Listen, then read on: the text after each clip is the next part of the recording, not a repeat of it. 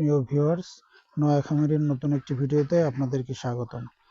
আপনারা ভিডিওতে যে মুরগিটা দেখেছেন এবং শুরুতে ওর করুণ অবস্থা দেখেছেন, এরকম অবস্থা এটা নতুন কিছু নয়। আশা করছি আপনারা এর আগেও দেখেছেন। ডিম পাড়া হাঁস মুরগির হঠাৎ করে পা লেগে যাওয়া, ঘাড় বেঁকে যাওয়া ইত্যাদি সমস্যা এটা নতুন নয়। তা আমার এই মুরগিটা নতুন, সবে জীবনের প্রথম এইবার ডিম পাড়া শুরু করেছে এবং মাত্র 5টা ডিম পেড়েছে। 5টা ডিম পেড়েই ও অসুস্থ হয়ে পড়েছে। তো আপনারা জানেন যে আমি বিকেল বেলা মুরগি ছেড়ে দিই, খাঁচায় আমি আটকে পুষি। এই যে আমার নতুন মোরগ, তো এগুলোকে যখন গতকালকে বিকেলে আমি ছেড়েছিলাম, তো এই মুরগিটা হঠাৎ করে হাঁটাচলা করতে পারছে না। একদম পা দুটো এরকম লম্বা করে শুয়ে দিয়ে মাথাটা বাঁকিয়ে একদম কোনো উঠে দাঁড়ানোর মতো কোনো শক্তি নাই। এখন ভিডিওতে দেখছেন ওর লেজটা কিন্তু সোজা আছে, তারপরে মাথাটাও উঁচু করছে এবং কিছুটা শক্তি সঞ্চার হয়েছে আলহামদুলিল্লাহ। এর জন্য আমি গতকাল বিকেল থেকে আমি মোটামুটি এই পর্যন্ত যে ট্রিটমেন্টগুলো করেছি সেগুলো নিয়ে আলোচনা করব, যে এই ধরনের হাঁস মুরগির যে পা বাঁকা হয়ে যাওয়া, হঠাৎ করে এক সাইড পড়ে যাওয়া, এর কি ট্রিটমেন্ট আপনি করতে পারেন, এটাই আমার আজকে ভিডিওর মূল উদ্দেশ্য। তবে এগুলো হয় কেন? এগুলো দেখা যায় যে ডিম পাড়া হাঁস মুরগি এগুলো যদি ছোটবেলা থেকে আপনার পর্যাপ্ত ক্যালসিয়াম, পর্যাপ্ত ভিটামিন B1, 2 এগুলো যদি না পেয়ে বড় হয় এবং এই অবস্থায় যদি ডিম পাড়া শুরু করে, তাহলে দেখা যায় হঠাৎ করে এই সমস্যাটা হতে পারে। আবার অনেক সময় দেখা যায় যে ডিম পাড়তে পারতে ও ডিম পেড়ে যাচ্ছে, কিন্তু ওর পর্যাপ্ত শারীরিক ক্যালসিয়াম এবং ভিটামিন B1, 2 এগুলো পাচ্ছে না, যার কারণে এই সমস্যা হঠাৎ করে হয়ে যায়। তো আপনাদের কাছে রিকোয়েস্ট থাকবে, আপনারা এই সংক্রান্ত বা এই সম্পর্কে পরিপূর্ণ একটা ধারণা পাওয়ার জন্য ভিডিওটা শেষ পর্যন্ত দেখবেন। আমি আপনাদেরকে আজকে এই বিষয়ে একটা পূর্ণ ধারণা দেবার চেষ্টা করব এই ছোট্ট ভিডিওতে। আশা করছি আপনি যদি আমার এই ভিডিওটা দেখে এটা মনে রাখার চেষ্টা করেন, তাহলে আশা করছি আপনাদের এই সমস্যা কখনো হলে আপনি সুস্থ করতে পারবেন ইনশাআল্লাহ।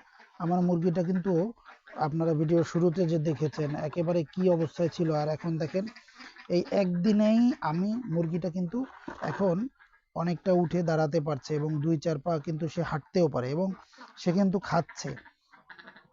সে খায়।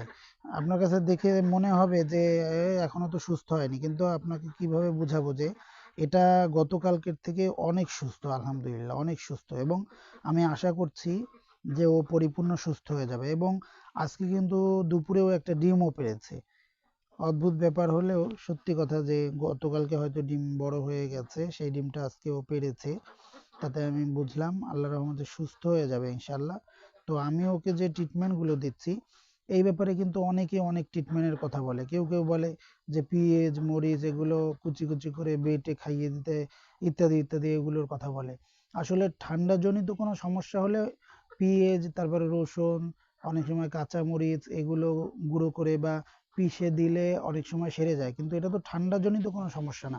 ভিডিওতে দেখছেন যে ওর কিন্তু কোনো ঠান্ডা জনিত কোনো সমস্যা নাই, ওর গলায় কোনো সমস্যা নাই, নাকে মুখে কোনো পানি নেই।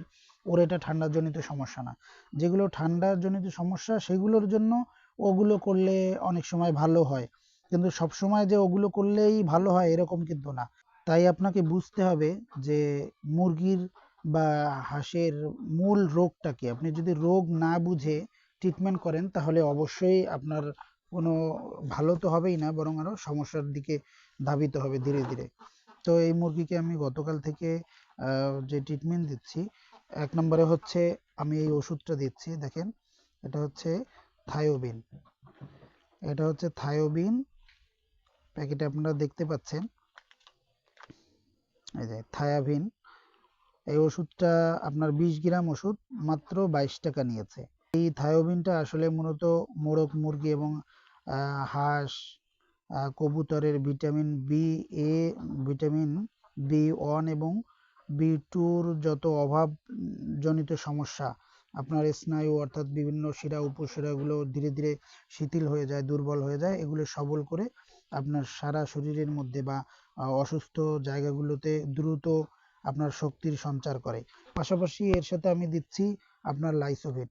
লাইসোভিটটা দিচ্ছি হচ্ছে আপনার অ্যান্টিবায়োটিক হিসেবে। এটা 10 গ্রাম ওষুধ 50 টাকা নিয়েছিল। লাইসোভিটটা আপনার অ্যান্টিবায়োটিকের কাজ করে, পাশাপাশি এটা দিলে আপনার রোগ প্রতিরোধ ক্ষমতা বাড়াবে বা বৃদ্ধি করবে। এই সমস্যার কারণে লাইসোভিটটা ব্যবহার করতে পারেন। এবং এর পায়খানাজনিত কোনো সমস্যা আমার কাছে মনে হয়নি, তারপরে সামান্য পরিমাণ ইউরোকটটা আমি ব্যবহার করেছি। ইউরোকট সম্পর্কে একটা ভিডিও আমার চ্যানেলে অলরেডি আছে, আপনারা সেটা দেখে নিতে পারেন। ইউরোকটটাও খুব ভালো কাজ করে, বিশেষ করে ঠান্ডাজনিত যত সমস্যা আছে সেগুলোর জন্য আপনি ইউরোকটটা ব্যবহার করে দেখতে পারেন, অনেক উপকার পাবেন আশা করছি।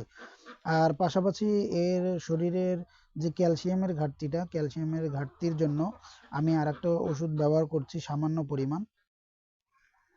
এই যে এই ওষুধটা, এটা ক্যালপিডিএস, এটা নিয়েছিল আপনার 45 টাকা, 100 ml ওষুধ। এটা হচ্ছে ক্যালসিয়ামের জন্য, এটা দিচ্ছি।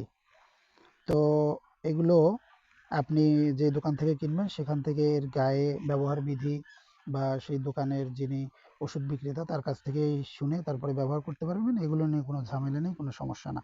তো প্রিয় ভিউয়ার্স, এই ছিল আমার ভিডিও। তো আমরা অনেকেই এই সমস্যাটা, হাঁস মুরগির হঠাৎ করে পা লেগে যাওয়া, ডিম পাড়া শখের মুরগি, আসলে যাদের হাঁস মুরগির এমন হয়, একটা শখের মুরগি ডিম পাড়ছে, এ যদি হঠাৎ করে অসুস্থ হয়ে পড়ে তাহলে সেটা যে কতটা বেদনার বা পীড়াদায়ক, যার সমস্যা সেই বোঝে। তো আশা করছি আপনি সেখান থেকে যা ইচ্ছে তাই শুনে অমনি একের পর এক খাওয়াতে থাকবেন না। এতে হবে কি, যে আপনার মুরগিটা বা হাঁসটা সুস্থ হওয়ার যতটা সম্ভাবনা থাকবে সেটাও ধীরে ধীরে নষ্ট হয়ে যাবে।